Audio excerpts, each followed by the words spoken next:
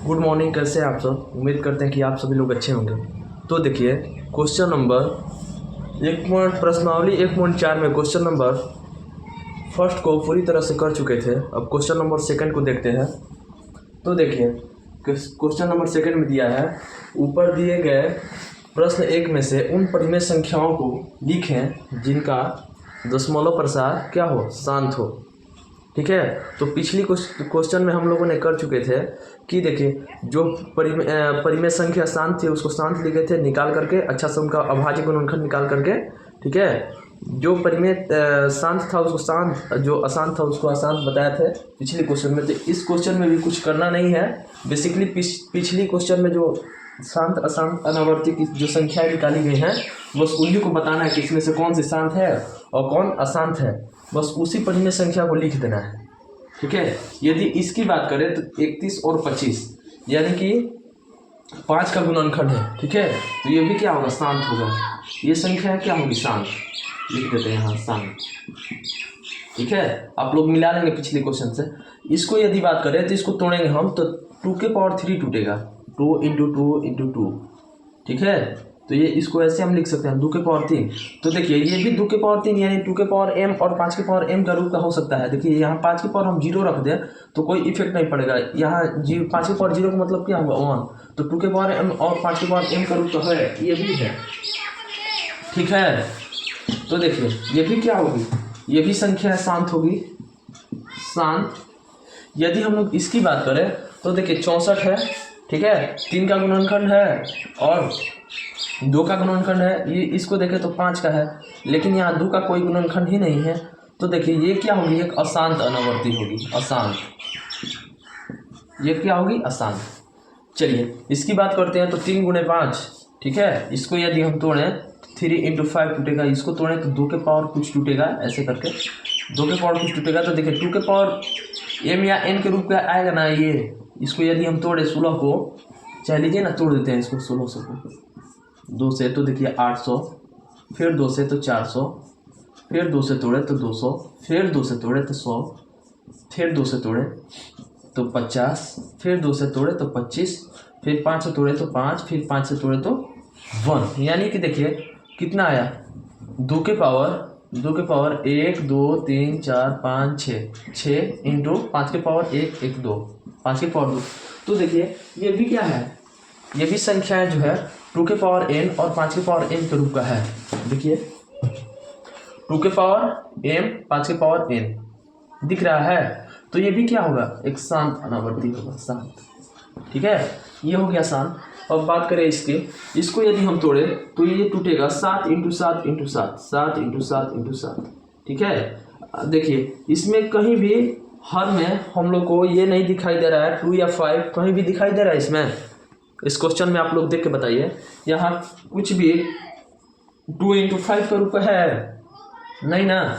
तो ये क्या होगी, तो ऐसा ही दिखाई दे रही है कि अशांत होगी, अशांत। ये होगी अशांत।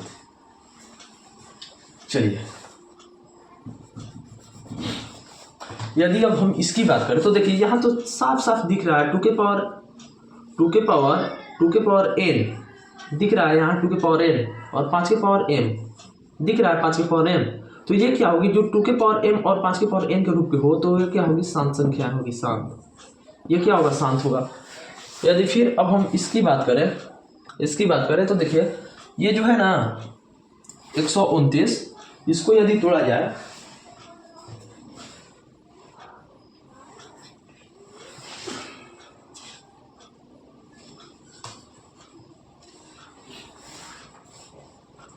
ठीक है, इसमें यदि देखा जाए तो देखिए 129 टूटेगा तो 7 के क्रम पर टूटेगा। ठीक है, तो 7 से कैंसिल हो जाएगा। और देखिए ये जो है 2 के पावर n और 5 के पावर m का रूप का है कि नहीं। देखिए 2 के पावर n और 5 के पावर m के रूप का है।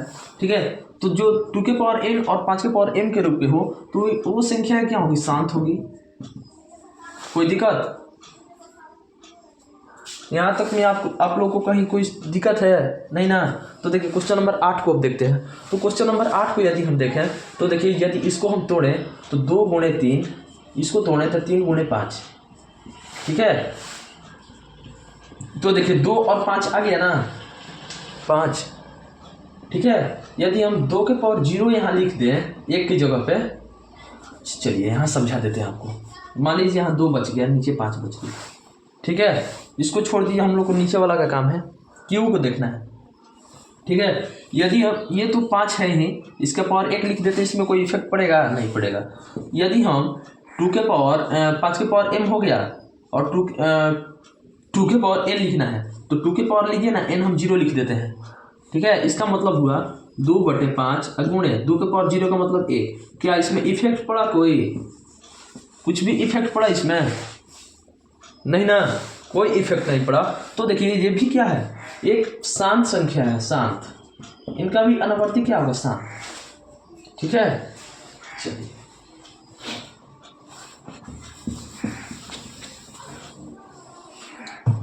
अब इसकी बात करें तो यदि हम इसको तोड़े, इसको, तो 7 गुणे 5 50 को तोड़े तो 2 पंचे 25, 25 पंचे 50। तो देखिए 1 5 से 1 5 कैंसिल कर देते हैं, तो 2 के पावर n और 5 के पावर m का रूप का है कि नहीं? देखिए यदि 5 से 5 कैंसिल भी कर देते हैं तो 2 के पावर n और 5 के पावर m का रूप का है, ठीक है। तो ये 2 के पावर n और 5 के पावर m का m के रूप का है, तो ये भी क्या होगा? शांत होगा, शांत, ठीक है। यहाँ तो कोई दिक्कत। अब इसकी बात करें तो देखिए यहाँ भी 210 दिख रहा है, यानी कि 0 जो है 5 का गुणनखंड होगा, और जो देखिए सम संख्या है तो 2 से भी होगा। आप लोग को ज़्यादा इसमें दिमाग लगाना ही नहीं है, ठीक है। यदि 0 की बात करें, 0 तो 0 क्या होगा? 2 का गुणनखंड होगा, 5 का भी होगा, ठीक है। तो इससे हम लोग को ये पता चला कि इसका जो हर है 210, ये 5 का गुणनखंड होगा, 5 का होगा। अब 5 के साथ साथ देखिए ये एक सम संख्या है। क्या है? सम संख्या है, ठीक है। ये सम संख्या है तो 2 से भी होगा, ठीक है। इसका अभाज्य गुणनखंड क्या होगा? 2 और 5 के रूप का होगा। जब 2 और 5 के रूप का होगा तो इसके पावर हम 1 लगा दे तो कोई दिक्कत, कोई इफेक्ट पड़ेगा इसमें? नहीं पड़ेगा। तो ये क्या हो गया? 2 के पावर 1 5 के पावर 1, इसको ऐसे हम लिख सकते हैं, ठीक है। तो देखिए 2 के पावर n और 5 के पावर m का रूप है, तो ये भी क्या होगा? शांत होगा, ठीक है। चलिए ये क्वेश्चन जो है ना एग्जाम में पूछता नहीं है, ठीक है। बस ऐसा ही आप लोग को उलझाने के लिए, आपकी माइंड की टेस्ट करने के लिए दिया था। चलिए उम्मीद करते हैं कि इसमें आप लोग को कहीं से कोई भी दिक्कत नहीं होगी, ठीक है। चलिए क्वेश्चन नंबर 3 को देखते हैं। एक बार आप लोग इसको स्क्रीनशॉट कर लेंगे।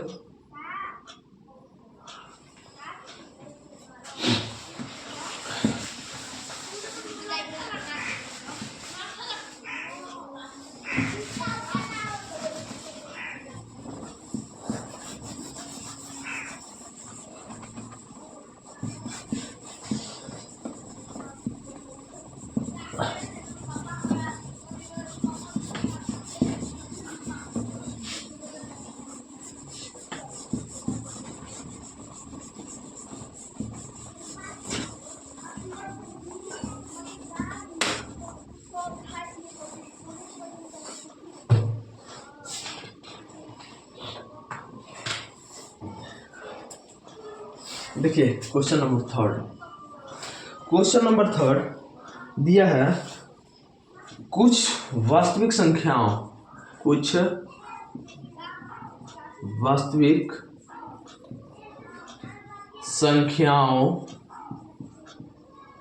ठीक है। कुछ वास्तविक संख्याओं के दशमलव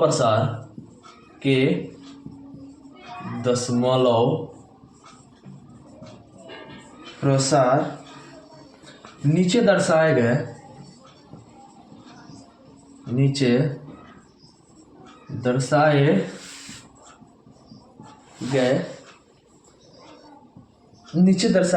हैं।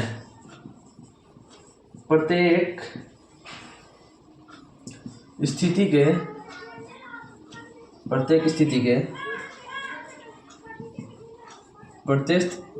स्थिति के लिए निर्धारित कीजिए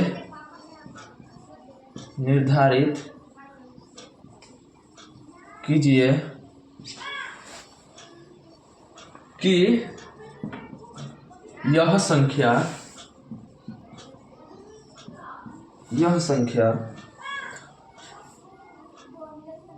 परिमेय है या नहीं। परिमेय है या नहीं। ठीक है, ये हम लोग को इसमें चेक करना है कि ये संख्या जो है परिमेय है या नहीं। ठीक है, उसके बाद और कंडीशन बोल रहा है, यदि यह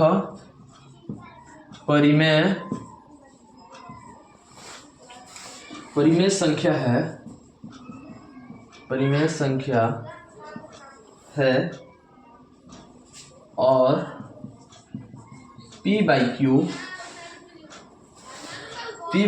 के रूप की हो तो Q के अभाज्य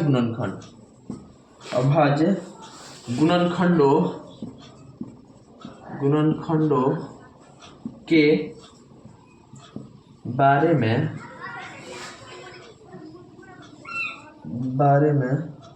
आप क्या कह सकते हैं? आप क्या कह सकते हैं? चलिए, क्वेश्चन नंबर फर्स्ट दिया है 43.123456789। ठीक है, क्वेश्चन नंबर सेकंड दिया है 0.1201201230। ठीक है, फिर 1 2 3 4 डॉट। ठीक है, यदि क्वेश्चन नंबर अब थर्ड की बात करें, क्वेश्चन नंबर थर्ड 43 × 1 2 3 4 5 6 7 8 9। ठीक है, इसके ऊपर बार लगा है। चलिए,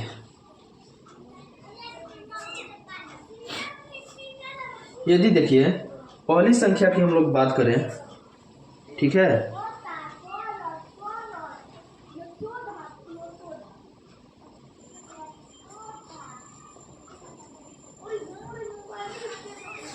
चलिए क्वेश्चन नंबर फर्स्ट को देखते हैं। क्वेश्चन नंबर फर्स्ट है, क्वेश्चन नंबर फर्स्ट यहाँ लिख दे रहे हैं। ठीक है, ये बाकी क्वेश्चन है, इसको छोड़ दीजिएगा। क्वेश्चन नंबर फर्स्ट 43 × 1 2 3 4 5 6 7 8 9 इतना है। पहले इसको हम लोग हल लिख लेंगे, हल। उसके बाद देखेंगे कि क्वेश्चन में बोल क्या रहा है। ठीक है, क्वेश्चन में बोल क्या रहा है तो देखेंगे कुछ वास्तविक संख्याओं के दशमलव प्रसार नीचे दिए गए हैं। प्रत्येक स्थिति के लिए निर्धारित कीजिए कि यह संख्या परिमेय है या नहीं। ठीक है, पहले तो हम लोग को ये कंडीशन चेक करना है कि परिमेय संख्या है या नहीं। ठीक है, यदि नहीं तो यह परिमेय संख्या और P बाई Q के रूप की हो सकती है। तो Q के अभाज्य गुणनखंडों के बारे में आप क्या कह सकते हैं? ठीक है, Q के अभाज्य गुणनखंड के बारे में पूछ रहा है। तो देखिए, इसको पहले लिख लेंगे 43.1 2 3 4 5 6 7 8 9। यदि हम लोग इस संख्या को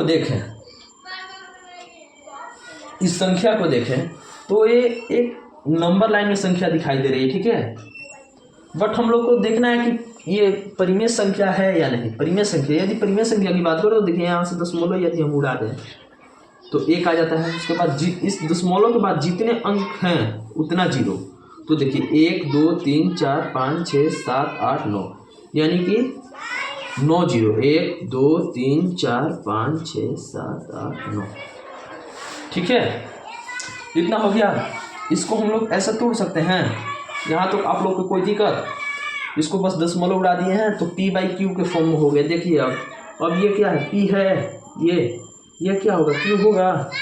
जो संख्या P बाई Q के फॉर्म में हो तो वो संख्या क्या होगी? परिमेय होगी। तो यहाँ से हम लोग को ये पता चल गया कि ये परिमेय संख्या है, परिमेय संख्या है।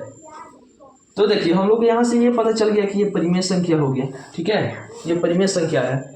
यदि हम इसके अभाज्य गुणनखंड की बात करें, ठीक है, यदि हम लोग इसकी अभाज्य गुणनखंड की बात करें तो देखिए पहले इसको लिखेंगे हम लोग। ठीक है, एक बार आप लोग इसको अच्छा से उतार लीजिए यहाँ तक।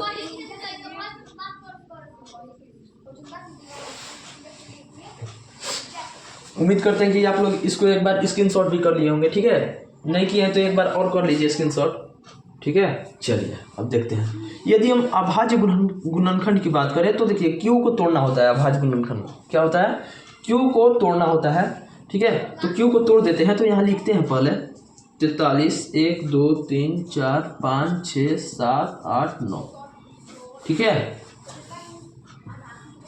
और देखिए इसको हम लोग 10 को तोड़े तो 2 गुणे 5, 10 को तोड़े यहाँ इसको, यदि हम 10 को तोड़े तो 2 गुणे 5 होगा, ठीक है।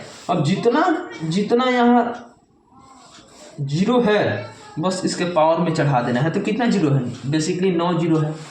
यहाँ से 10 बोलो रहा है तो 9 जीरो, तो यहाँ लीजिए ना, एक बार गिन लेते हैं, 1 2 3 4 5 6 7 8 9, 9 जीरो। तो बस इसके पावर में उतना चढ़ा देना है, यहाँ तो कोई दिक्कत, ठीक है। तो देखिए ये इनका क्या हो गया, अभाज्य गुणनखंड, अभाज्य गुणनखंड, इनका अभाज्य गुणनखंड इतना आ गया। यदि हम इसकी बात करें कि ये जो संख्या है ये शांत आवर्ती में है या अशांत आवर्ती में है, तो देखिए जो संख्याएं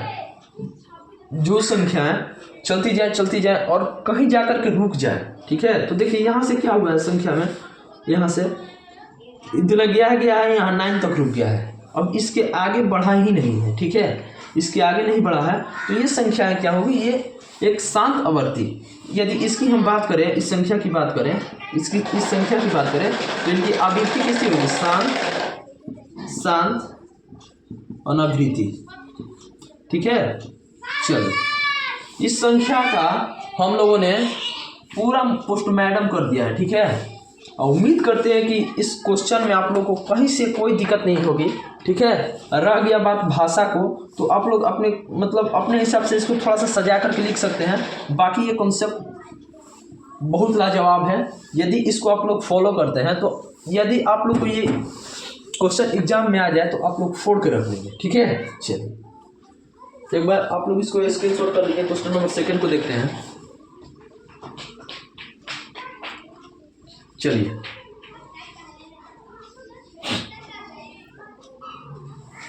क्वेश्चन नंबर 2,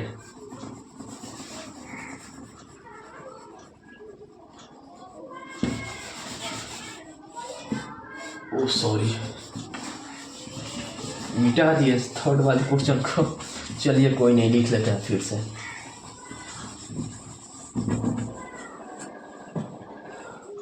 चलिए क्वेश्चन नंबर 2 को देखते हैं, छोड़िए थर्ड को बाद में लिख लेंगे, ठीक है। क्वेश्चन नंबर 2 करने के बाद क्वेश्चन नंबर यदि हम 2 की बात करें तो दिया है 0.1। चलिए छोड़िए ना, बार बार क्वेश्चन का लिखना है, यहीं पे है, इसको यहीं समझा देते हैं, ठीक है। देखिए यहाँ समझा देते हैं, इसको पहले हल लिखेंगे हम लोग,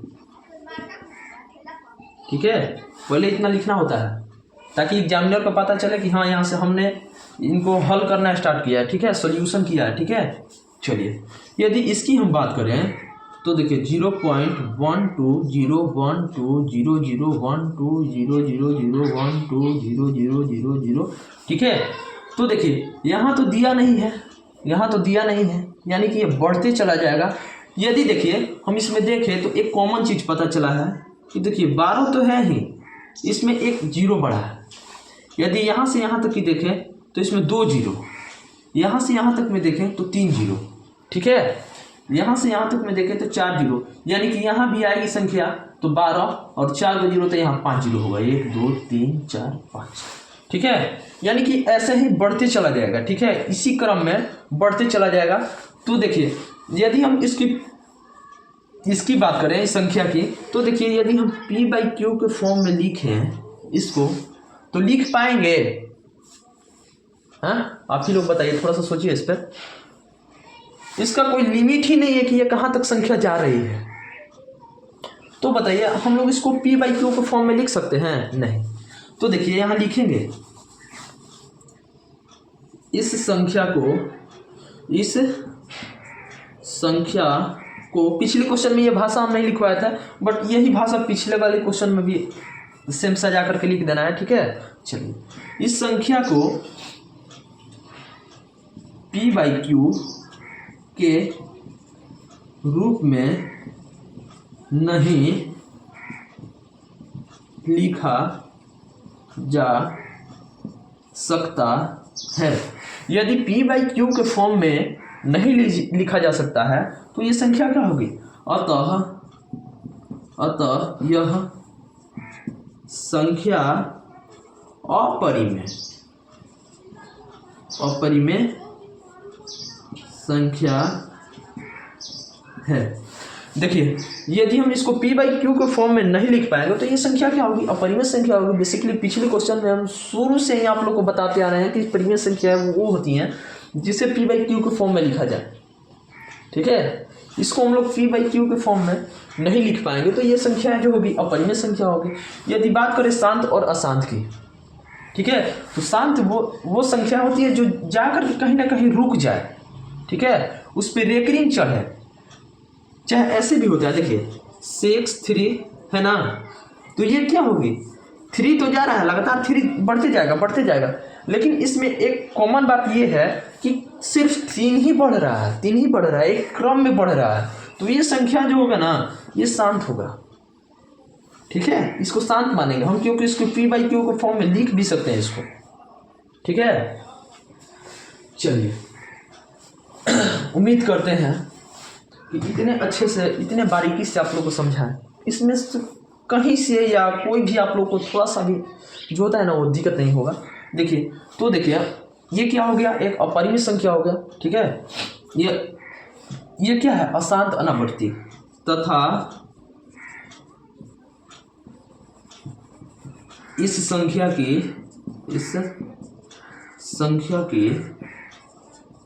अनावृत्ति अशांत है। बस इतना आप लोग लिखिए और जितना मार्क्स का होगा उतना फुल में फुल पाइए। ठीक है, चलिए क्वेश्चन नंबर 3 को देखते हैं। इसको आप लोग एक स्क्रीनशॉट कर लीजिए।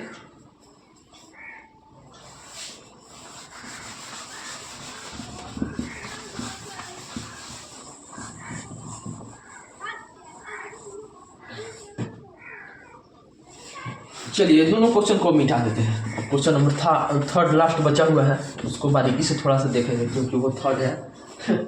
ठीक है, चलिए क्वेश्चन नंबर 3 दिया है।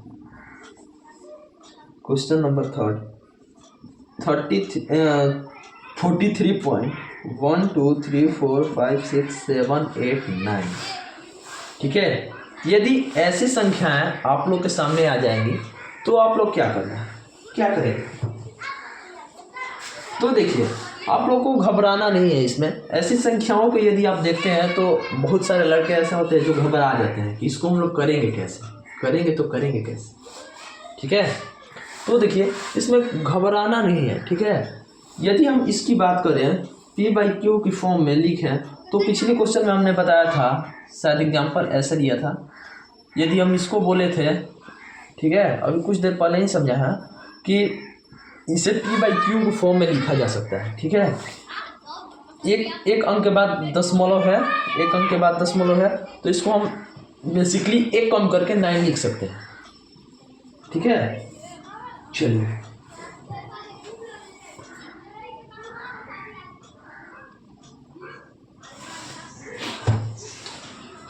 है, चलिए इस क्वेश्चन को देख लेते हैं।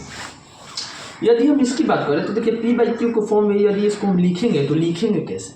देखिए 1 2 3 4 5 6 7 8 9 इतने पर रेकरिंग है।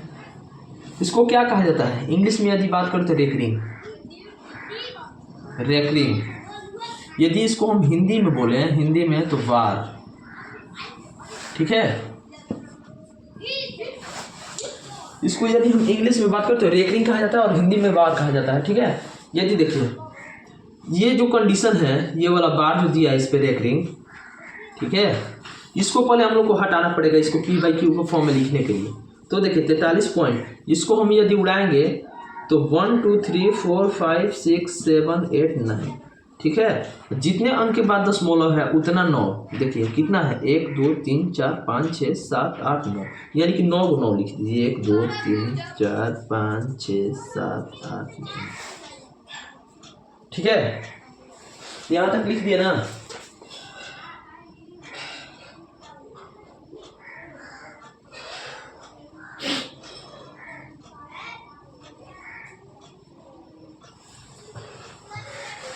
चलिए, यदि इसका देखिए करेक्ट मान निकालना हो, इसके यदि हम लोग करेक्ट मान निकालें तो इसको एक कंडीशन में ऐसे लिखना होगा 43.1234567 बटे 9 को 9 था 1 2 3 4 5 6 7 इतना हो गया। उसके बाद क्या होता है ना, ये जो संख्या है पॉइंट के इधर वाली, बस इसको माइनस करना होता है। ठीक है, इसको माइनस करना होता है। यदि इसको आप माइनस करेंगे तो जो करेक्ट इसका मान होगा वो आएगा। यानी कि देखिए इसको हम p बाई क्यू के फॉर्म में लिख दिए। यहाँ कंडीशन अब लिखेंगे हम लोग, यहाँ इसके लिए p बाई क्यू के फॉर्म में। देखिए ये क्या हो गया, p हो गया, ये क्या हो गया q। Not equal to zero की बात करें तो कहाँ हर में कोई जीरो दिखाई दे रहा है आपको? कहीं भी कोई जीरो है नहीं है। तो देखिए इसको हम लोग p बाई क्यू के फॉर्म में लिख दिए। तो लिखेंगे यहाँ यह संख्या